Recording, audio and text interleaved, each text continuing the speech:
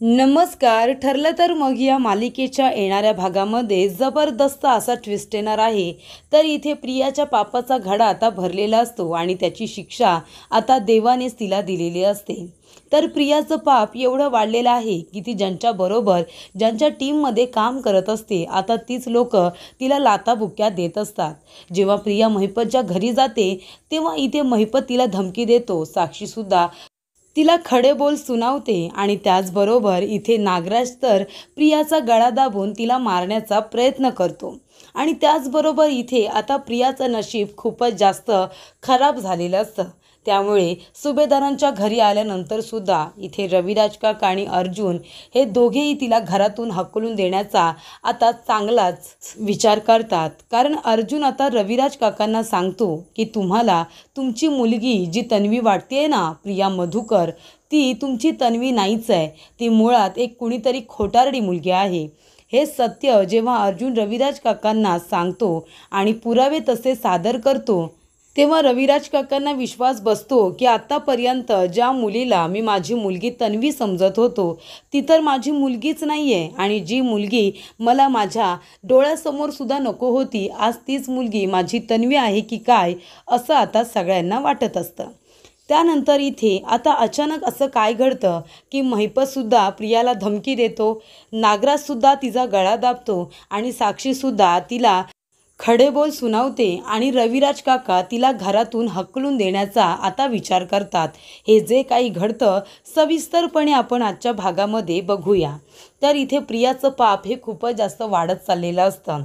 तिला माहिती आहे की खरी मुलगी ही रविराज आणि प्रतिमाची आहे, ती म्हणजे सायली. तरीसुद्धा तिने सायलीच्या ज्या काही आठवणी आहेत त्या स्वतःजवळ लपवून ठेवलेल्या आहेत आणि तिच्या आठवणी सगळ्या तिने कुठेतरी फेकून दिलेल्या असतात, जेणेकरून प्रियाची ओळख कुणालाही पटू नये. जर तन्वी म्हणून काही पुरावे मागितले तर खऱ्या तन्वीचेच पुरावे दाखवता येतील, कारण त्याचीच ओळख सगळ्यांना पटू शकते. हे प्रियाला अगदी बरोबर माहिती असतं. प्रियाचा फायदा आता नागराज, महिपत आणि साक्षी तिघंजणं स्वतःसाठी करून घेत असतात. पण आता प्रिया त्यांच्या कामाची काही उरलेली नसते.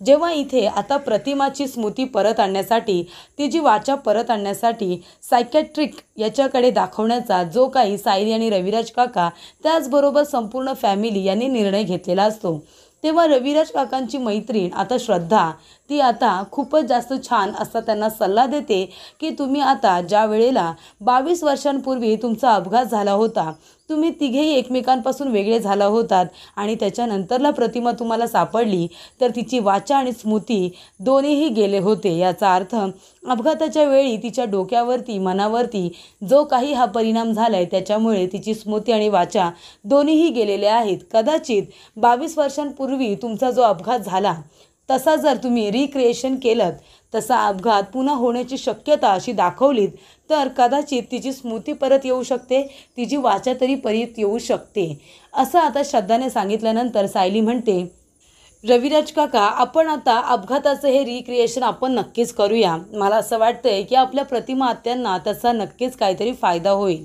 तरी इथे आता प्रतिमा, रविराज काका आणि इथे खोटी तन्वी नसते तर खरी तन्वीच त्यांच्याबरोबर गाडीत बसलेली असते, ती म्हणजे सायली. आणि तेव्हा आता सायलीची स्मृतीसुद्धा गेलेलीच आहे, पण तिला माहिती नाही आहे की ती त्यांचीच मुलगी आहे आणि तिची स्मृती गेली आहे. तिला त्यावेळचं काहीच आठवत नाही आहे. तिलासुद्धा भूतकाळातल्या काही थोड्या गोष्टी ह्या आठवत असतात. मात्र इथे आता चांगलाच परिणाम झालेला असतो प्रतिमा आत्याच्या स्मृतीवरती. ती जी स्मृती जरी परत आलेली नसते तरीसुद्धा तिच्या मनाने तिला हाक दिलेली असते आणि तिची वाचा परत आलेली असते. आणि तेव्हा अपघात होतोय की काय या भीतीने प्रतिमा तन्वी अशी हाक मारते, ते सुद्धा सायलीकडे बघून. आणि हे रिक्रिएशन आता त्यांच्या पथ्यावरती पडलेलं असतं, म्हणजे त्यांना याचा फायदाच झालेला असतो. तर इथे आता महिपत आणि नागराज दोघेही घाबरलेले असतात. जशी प्रतिमाची वाचा परत आली आहे, तिची स्मृतीसुद्धा परत येऊ शकते. जेव्हा रिक्रिएशनचा हा भाग त्यांचा प्लॅन चालू होता तेव्हा प्रिया कुठे होती असा प्रश्न त्यांना पडला होता. तेव्हा इथे आता नागराज म्हणतो की एक काम कर महिपत, त्या प्रियाला इथे बोलावून घे आणि तिला चांगला दम दे. तिला विचार ती कुठे गेली होती. जर ती त्यांच्याबरोबर असती तर कदाचित तिने हा प्लॅन फ्लॉप केला असता, त्या प्रतिमाची वाचा तर परत आली नसती. तेव्हा इथे आता प्रियाला घरी बोलावलेलं असतं। तेव्हा साक्षी म्हणते, काय गे प्रिया, तुझ्या मेंदूचा भाग आहे की नाही? तुला तिथे सुभेदारांच्या घरी काय चांगलं चुंगलं खायला आणि आराम करायला ठेवली आहे का? हे बघ, तू विसरू नकोस, तू खरी तन्वी नाही आहेस। तुला आम्ही आमच्या फायद्यासाठी तिथे पाठवलेलं आहे, आमच्या तुकड्यांवरती जगतेस, या गोष्टीचं तू जरा भान ठेव। तुला कळलं ना, तू आता आमच्या काही उपयोगाची राहिलेली नाही आहेस। जर आम्ही सगळ्यांनी सांगितलं ना की ही तुमची मुलगी तन्वी नाही आहे तर काय होईल त्याचा विचार कर। तेव्हा प्रिया म्हणते, आणि मी जर सांगितलं की तुम्ही लोकांनी काय काय केलं आहे, मग तुम्ही काय कराल? तेव्हा प्रिया असं बोलल्यानंतर आता महिपतला खूप राग येतो। साक्षी म्हणत असते, आमचं व्हायचं ते होईल, तशी आमची केस चालूच आहे, पण तू जी काही सेफ राहिली आहेस ना, तुला अडकवायला सुद्धा आम्हाला वेळ लागणार नाही। तेव्हा महिपत म्हणत असतो, प्रिया, जास्त शहाणपणा करू नकोस बोलायचा। ज्या वेळेला ते लोक अपघाताचं रिक्रिएशन करत होते, प्लॅनिंग करत होते, सायकॅट्रिकला बोलावलं होतं, त्याचा सल्ला घेतला होता, तेव्हा तू कुठे तडमडत होतीस? तुला हे कळलंच नाही का? तेव्हा इथे प्रिया म्हणत असते, त्यावेळेला मी अर्जुनच्या ऑफिसमध्ये होते त्याच्याबरोबर। तेव्हा इथे आता महिपतला खूपच जास्त राग येतो। अर्जुन जर करत बसलीस ना तर सगळेजण जाऊ खडी फोडायला जेलमध्ये, ते सुद्धा कायमस्वरूपी जन्मठेपेची शिक्षा होईल। तुला कळतंय का? अगं, ज्या कामासाठी पाठवलंय ते तरी कर ना। त्या प्रतिमाला आणि प्रियाला तुला मारता येत नाही आहे, त्यांना तुला काहीच करता येत नाही आहे, त्यांच्याकडून तुला काही माहिती मिळवता येत नाही आहे, तू आमच्या काही कामाची उरलेली नाही आहेस, तुला कळतंय का? तेव्हा इथे प्रिया काही बोलायला जाणार तेवढ्यातच नागराज प्रियाचा गळा दाबतो आणि म्हणत असतो की त्या घरामध्ये, सुभेदारांच्या किल्लेदाराच्या घरामध्ये राणीसारखी वावरतेस ना फक्त माझ्यामुळे, कारण मी तुला खोटी तन्वी म्हणून तिथे जायला सांगितलं होतं, हे विसरू नकोस। महिपत आणि साक्षीला बाजूला राहू दे, पण मी तुझं खरं सत्य सांगायला मला 1 मिनिटसुद्धा लागणार नाही, आणि माझं नाव कुठेही घेतलंस ना तर कुणीही तुझ्या बोलण्यावरती विश्वास ठेवणार नाही, कारण माझ्या विरोधात त्यांच्याकडे एक सुद्धा पुरावा नाही आहे, हे तुला कळतंय का? कारण मी एकही काम स्वतःहून केलेलं नाही आहे, त्याच्यामुळे त्या दोघांना सोड, पण मी तुझं खरं सत्य दादाला सांगू शकतो। मग तुझी सुभेदार आणि किल्लेदार दोघेही मिळून अशी हक्कलपट्टी करतील ना, कायमस्वरूपी तुझ्या लक्षात राहील। अशा पद्धतीने आता नागराजने प्रियाचा गळा दाबलेला असतो आणि तिला चांगलं ठणकावून सांगितलेलं असतं की आता जर तुला जिवंत राहायचं असेल ना तर प्रतिमाचा नाहीतर सायलीचा कुणाचा तरी काटा नक्कीच काढायचा। प्रतिमाची वाचा परत आली, पण जर तिची स्मृती परत आली आणि तिने जर माझ्याबद्दल किंवा महिपतच्याबद्दल काही सांगितलं आणि आमची नावं पुढे आली ना तर तुझं मात्र काही खरं नाही आहे, तू संपलीस म्हणून समज। तेव्हा इथे नागराजने आता दम भरल्यानंतर प्रिया खूपच जास्त घाबरलेली असते आणि ती म्हणते की आता तुमचं काम झालंच म्हणून समजा। त्यानंतर प्रिया आता घाबरून सुभेदारांच्या घरी येते आणि ती प्रतिमाच्या रूममध्ये जाते आणि प्रतिमाला म्हणत असते की आई, तुझी वाचा परत आली, फक्त एकदा मला तन्वी अशी हाक मार ना ग आई, मी तुझी मुलगी आहे ना, तू मला जन्म दिलायस ना।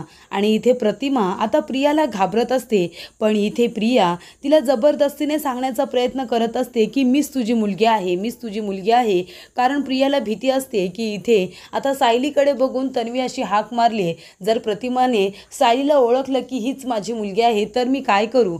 आणि इथे प्रिया आता जबरदस्ती प्रतिमावरती करत असते, तिला घाबरवत असते। तेवढा तिथे रविराज काका येतात आणि प्रियाला ओरडतात आणि जाऊन तन्वी असं म्हणून तिच्या जोरदार कानाखाली मारतात आणि म्हणतात की तुझी हिंमत कशी झाली प्रतिमाला असा त्रास द्यायची? तुला आधीपासूनच माहिती आहे ती तुला खूप घाबरते, तू तिच्यापासून लांबच राहा। तेव्हा इथे अर्जुन आणि सायलीसुद्धा प्रतिमाचा आवाज ऐकून तिथे येतात आणि रविराज काकासुद्धा इथे प्रियाला ओरडत असतात। तेव्हा इथे अर्जुनसुद्धा बोलणं ऐकून घेतो आणि म्हणतो, सिनियर, आतासुद्धा ही प्रिया त्रासच देत होती ना प्रतिमा आत्याला, कारण ती खरोखर तुमची मुलगी नाहीच आहे। तेव्हा रविराज काका म्हणतात, अर्जुन तू हे काय बोलतोयस? तेव्हा अर्जुन म्हणतो की सिनियर, मी जे काही सांगतोय ते सगळं खरं आहे। अरे, ही प्रिया मधुकर खोटारडी मुलगी आहे, तिच्या पायावरती तू बघ, उजव्या पायावरती तुळशीपत्राची खोटी खूण आहे आणि तिचा DNA सुद्धा तुमच्या दोघांबरोबर मॅच होणार नाही आहे। जर तुझा विश्वास बसत नसेल तर तू नक्कीच DNA करून बघ। रविराज काका प्रियाचा उजवा पाय बघतात, तळपायावरती तुळशीपत्राची खूण असते। तेव्हा इथे अर्जुन एक लिक्विड घेतो आणि तिच्या तळपायावरती मारतो आणि तिथे सगळं सत्य सगळ्यांच्या समोर आणतो की बघा, हिने खोट्या स्केच पेनने पायावरती तुळशीपत्राची खून काढलेली आहे, ही खरी आपली तन्वी नाहीच आहे। तेव्हा अर्जुन म्हणतो, आणि जर तळपायावरची खून तुम्हाला बघायचीच असेल ना तर सायलीच्या पायावरती बघा, ती खरी जन्मखून आहे। तेव्हा इथे आता सगळ्यांचा विश्वास बसतो की कदाचित सायली हीच तर तन्वी नाही आहे ना। तेव्हा आता सगळे विचार करायला लागलेले असतात आणि ते प्रियाचा खोटारडेपणा सगळ्यांच्या समोर आलेला असतो। रविराज काका तिच्या कानाखाली मारतात आणि म्हणतात का आमच्या घरामध्ये घुसली होतीस, तुझा हेतू तरी काय. आणि रविराज काका आणि अर्जुन आता प्रियाची पुरेपूर चौकशी करायला सुरुवात करतात.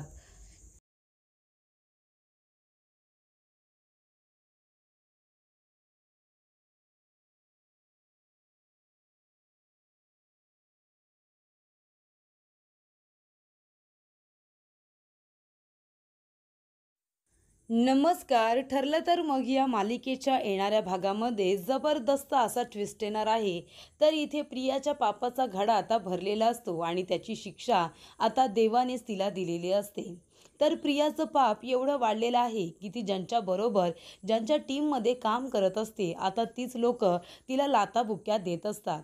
जेव्हा प्रिया महिपतच्या घरी जाते तेव्हा इथे महिपत तिला धमकी देतो. साक्षीसुद्धा तिला खडे बोल सुनावते आणि त्याचबरोबर इथे नागराज तर प्रियाचा गळा दाबून तिला मारण्याचा प्रयत्न करतो.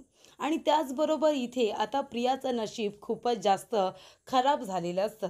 त्यामुळे सुभेदारांच्या घरी आल्यानंतर सुद्धा इथे रविराज काका आणि अर्जुन हे दोघेही तिला घरातून हकलून देण्याचा आता चांगलाच विचार करतात. कारण अर्जुन आता रविराज काकांना सांगतो की तुम्हाला तुमची मुलगी जी तन्वी वाटतेय ना, प्रिया मधुकर, ती तुमची तन्वी नाहीच आहे.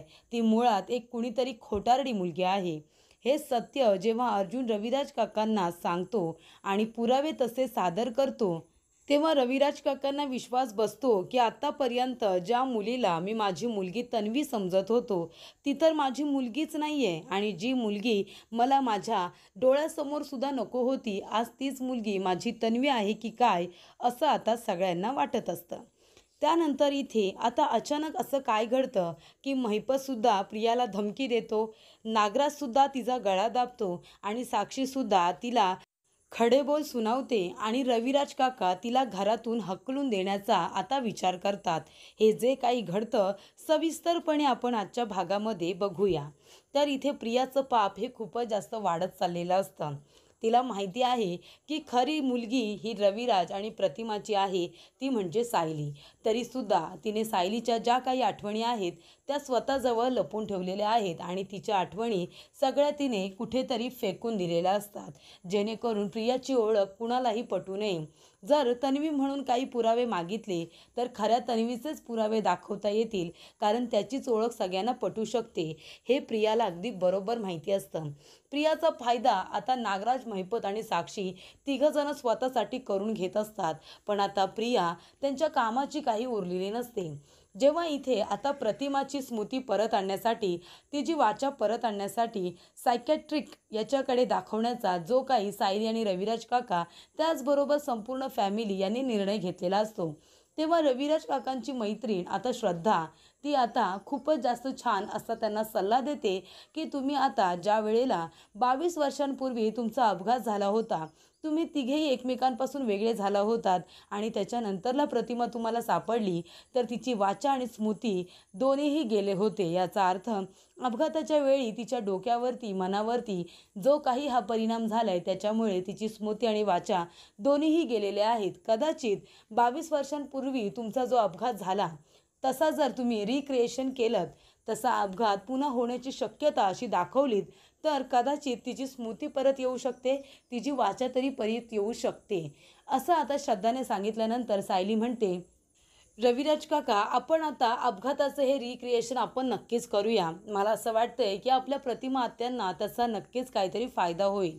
तरी इथे आता प्रतिमा, रविराज काका आणि इथे खोटी तन्वी नसते तर खरी तन्वीच त्यांच्याबरोबर गाडीत बसलेली असते, ती म्हणजे सायली. आणि तेव्हा आता सायलीची स्मृतीसुद्धा गेलेलीच आहे, पण तिला माहिती नाही आहे की ती त्यांचीच मुलगी आहे आणि तिची स्मृती गेली आहे. तिला त्यावेळचं काहीच आठवत नाही आहे. तिलासुद्धा भूतकाळातल्या काही थोड्या गोष्टी ह्या आठवत असतात. मात्र इथे आता चांगलाच परिणाम झालेला असतो प्रतिमा आत्याच्या स्मृतीवरती. ती जी स्मृती जरी परत आलेली नसते तरीसुद्धा तिच्या मनाने तिला हाक दिलेली असते आणि तिची वाचा परत आलेली असते. आणि तेव्हा अपघात होतोय की काय या भीतीने प्रतिमा तन्वी अशी हाक मारते, ते सुद्धा सायलीकडे बघून. आणि हे रिक्रिएशन आता त्यांच्या पथ्यावरती पडलेलं असतं, म्हणजे त्यांना याचा फायदाच झालेला असतो. तर इथे आता महिपत आणि नागराज दोघेही घाबरलेले असतात. जशी प्रतिमाची वाचा परत आली आहे, तिची स्मृतीसुद्धा परत येऊ शकते. जेव्हा रिक्रिएशनचा हा भाग त्यांचा प्लॅन चालू होता तेव्हा प्रिया कुठे होती असा प्रश्न त्यांना पडला होता. तेव्हा इथे आता नागराज म्हणतो की एक काम कर महिपत, त्या प्रियाला इथे बोलावून घे आणि तिला चांगला दम दे. तिला विचार ती कुठे गेली होती. जर ती त्यांच्याबरोबर असती तर कदाचित तिने हा प्लॅन फ्लॉप केला असता, त्या प्रतिमाची वाचा तर परत आली नसती. तेव्हा इथे आता प्रियाला घरी बोलावलेलं असतं. तेव्हा साक्षी म्हणते, काय गे प्रिया, तुझ्या मेंदूचा भाग आहे की नाही? तुला तिथे सुभेदारांच्या घरी काय चांगलं चुंगलं खायला आणि आराम करायला ठेवली आहे का? हे बघ, तू विसरू नकोस, तू खरी तन्वी नाही आहेस. तुला आम्ही आमच्या फायद्यासाठी तिथे पाठवलेलं आहे. आमच्या तुकड्यांवरती जगतेस, या गोष्टीचं तू जरा भान ठेव.